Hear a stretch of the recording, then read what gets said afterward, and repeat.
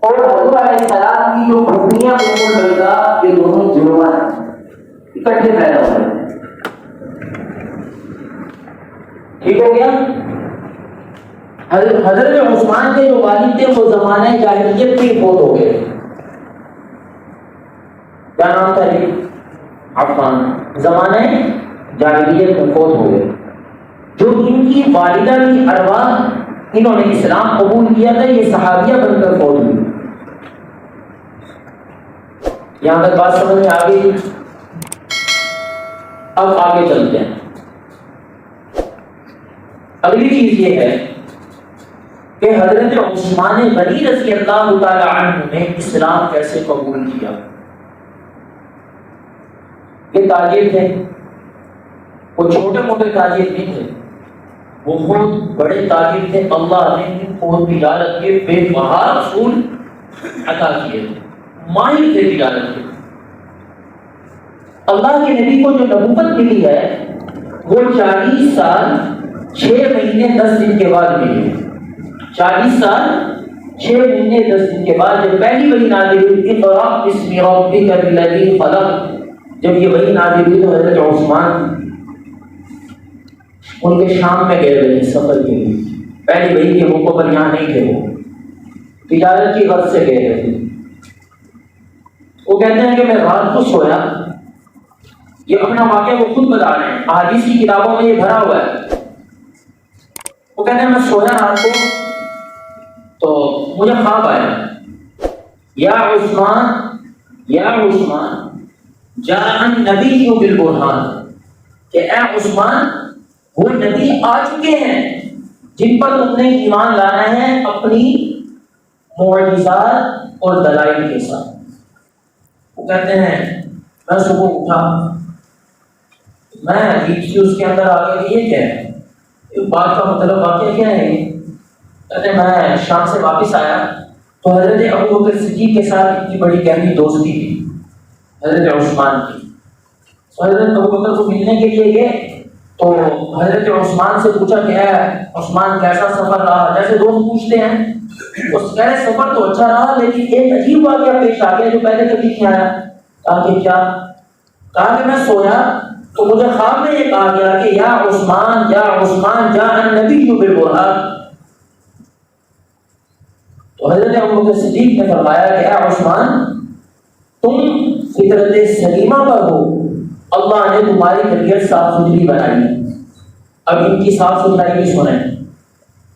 یہ کہتے ہیں کہ زمانہ جاہلیت کے اندر اسلام لانے سے پہلے جب شراب حرام نہیں ہوئی تھی، میں نے زمانہ جاہلیت کے اندر بھی کبھی شراب کو چکھ کے بھی نہیں دیکھا.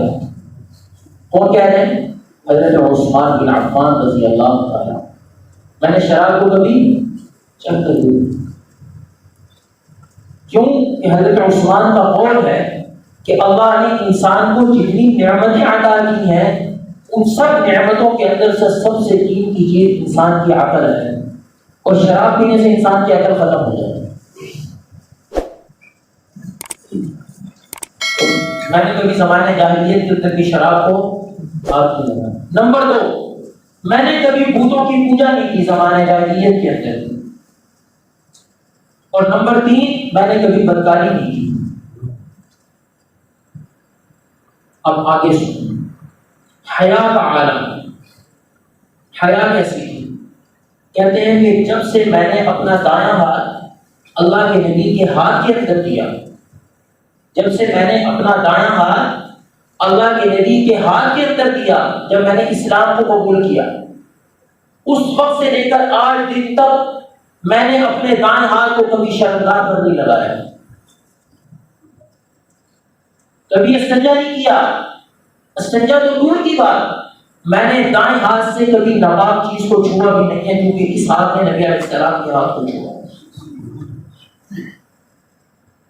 اور کہتے ہیں کہ میں نے زمانہ جاہلیت اور زمانہ اسلام کے اندر کبھی پورے کپڑے اتار کر نہیں نہایا، تہمت باندھ کر نہایا.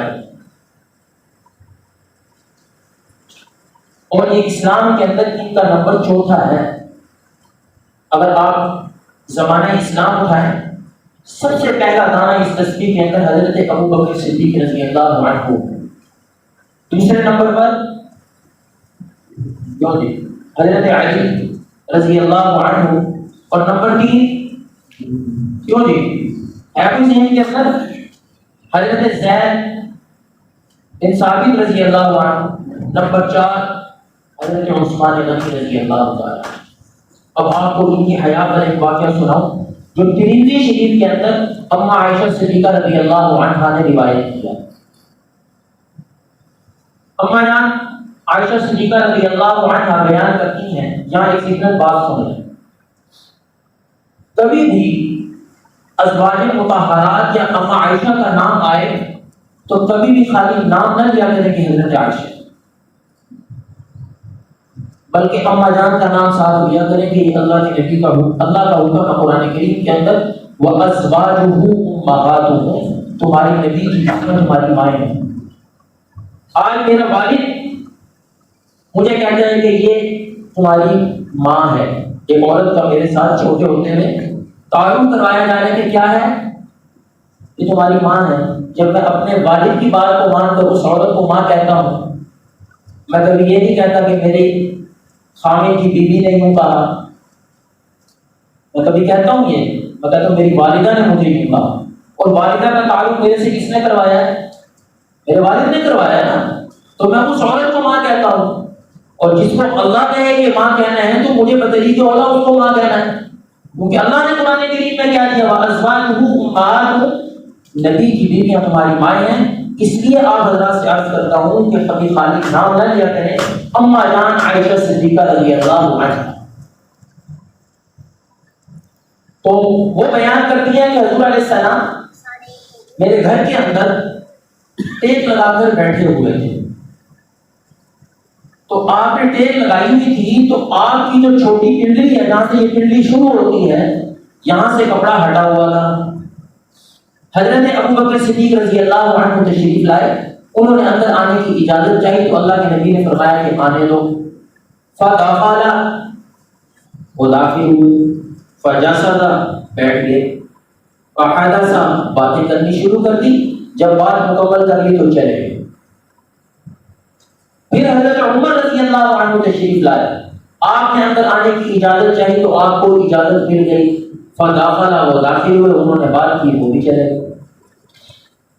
حضرت عثمان غنی رضی اللہ عنہ تشریف لائے، انہوں نے اندر آنے کی اجازت چاہی تو اللہ کے نبی نے جو ٹیک لگائی ہوئی تھی وہ ٹیک چھوڑی، سیدھے ہو کر بیٹھ گئے اور اپنے چادروں کو نیچے رکھ دیا۔ جب وہ بات کر کر چلے گئے، اما جان عائشہ صدیقہ رضی اللہ عنہا نے عرض کیا کہ اللہ کے نبی، میرے ابا جان آئے، انہوں نے بات کی، آپ اسی طرح بیٹھے رہے، عمر آئے، آپ اسی طرح بیٹھے رہے، حضرت عثمان آئے اور آپ نے اپنی پنڈلی کو چھپا دیا اور آپ سیدھے ہو کر بیٹھ گئے، اس کی کیا وجہ ہے؟ اللہ کے نبی نے فرمایا کہ یہ وہ شخص ہے کہ جس سے فرشتے بھی حیا کرتے ہیں تو میں کیوں نہ کروں، اور اگر میں آج اپنی پنڈلی نہ ڈھانپتا تو عثمان میرے ساتھ بات کیے بغیر چلا جاتا، اس کی حیا بھی تھی۔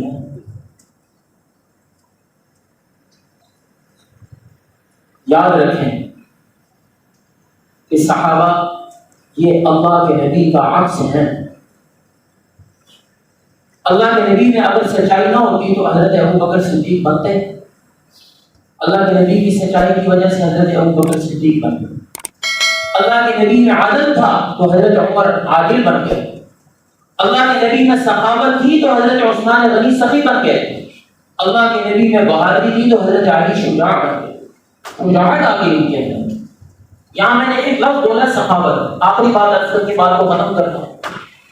سخاوت، علامہ ابن خلدون رحمۃ اللہ علیہ نے اپنی کتاب مقدمہ خلدون کے اندر ایک واقعہ لکھا۔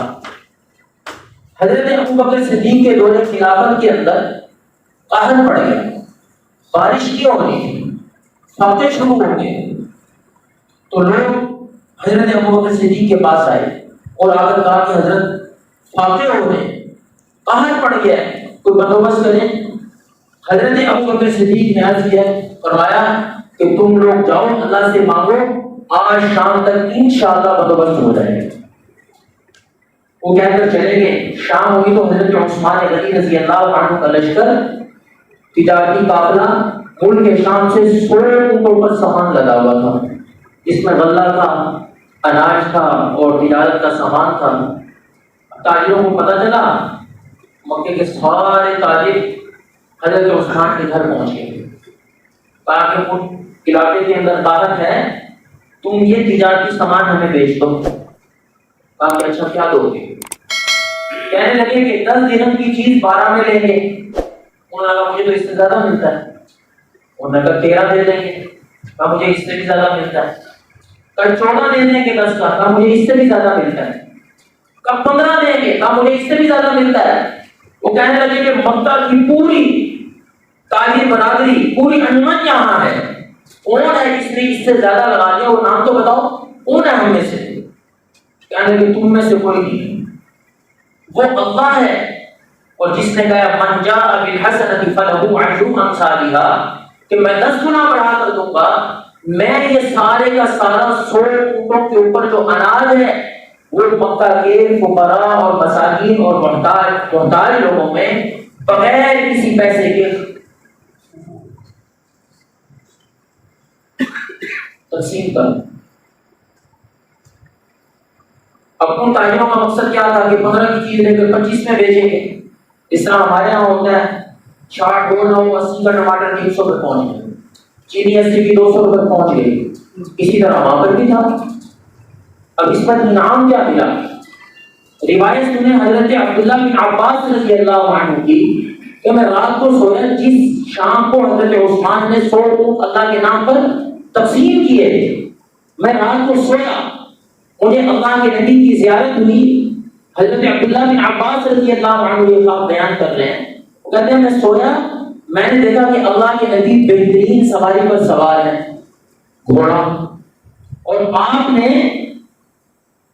بہترین لباس ڈالا ہوا ہے، وہ بھی جنت کا لباس، جوتے بہترین سبز رنگ کا لباس تھا، اور اللہ کے نبی تیز جا رہے تھے.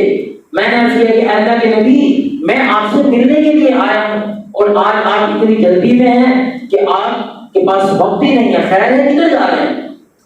تو اللہ کے نبی نے آگے فرمایا کہ عثمان نے جو آج 100 اونٹ اللہ کے نام پر تقسیم کیے ہیں، آج اللہ نے خود جنت کے اندر ان کی ایک حور سے شادی کی ہے، آج ان کا ولیمہ ہے. اللہ نے تمام انبیاء کو وہاں بلایا. میں وہی جا رہا ہوں. یہ حضرت عثمان بن عفان کی سخاوت ہے. یہ تو ایک واقعہ ہے، یہ واقعات آئیں گے انشاءاللہ. یہ تو ایک سخاوت کا واقعہ تھا، بے بہا ان کا نام سخاوت عثمان غنی رضی اللہ تعالی عنہ. اللہ کے نبی نے ان کو اپنی بیٹی کیسے دی، اللہ کے نبی کی طرف ان کی بیٹی کے ساتھ شادی کیسے ہوئی، انشاءاللہ آئندہ جمعۃ المبارک کے اندر عرض کریں گے. زندگی باقی رہی تو آپ حضرات وقت پر تشریف لائیں گے، انشاءاللہ پوری بات بھی سمجھ میں آ جائے گی، پورا واقعہ بھی سمجھ میں آ جائے گی. اللہ پاک مجھے اور آپ کو سب کو عمل